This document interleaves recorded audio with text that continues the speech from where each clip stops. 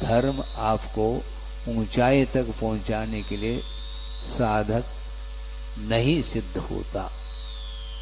तो धर्म का आधार तो ले लिया महाराज, आधार तो ले लिया, किंतु और भी बहुत कुछ अन्य पदार्थों का भी आलंबन तुमने लिया है, इसलिए धर्म का आधार थोड़ी लिया।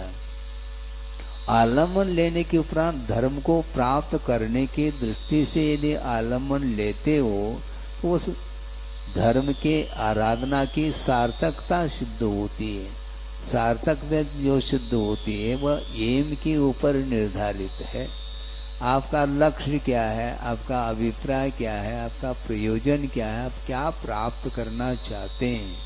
तो आचार्य कहते हैं तद्गुण लब्धये अहम वंदे। हे भगवान, आपके चरणों में मैं इसलिए आया हूँ, मुझे और कोई भी वस्तु की अभिलाषा इच्छा नहीं है कि मात्र आपने जिस प्रकार इस मोक्ष पथ पर आरूढ़ होकर के साधना के बल से केवल ज्ञान को उपलब्ध कर लिया और मोक्ष के भाजन बने, उसी प्रकार मेरे अंदर भी वही केवल ज्ञान शक्ति के रूप में विद्यमान है, ऐसा आपने ही कहा है।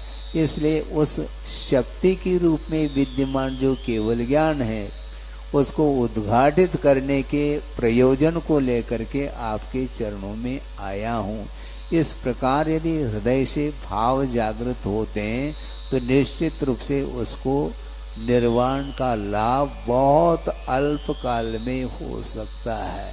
और पूर्व कोटि तक भी तुम तप कर लो, किंतु ख्याति पूजा लाभ दूसरे के ऊपर अधिकार प्राप्त करने का भाव लेकर के तुम दिगंबरत्व को भी अंगीकार कर लो तो उसके माध्यम से कुछ भी नहीं होने। ये स्वयं आचार्य कह रहे हैं, आगमकार कह रहे हैं।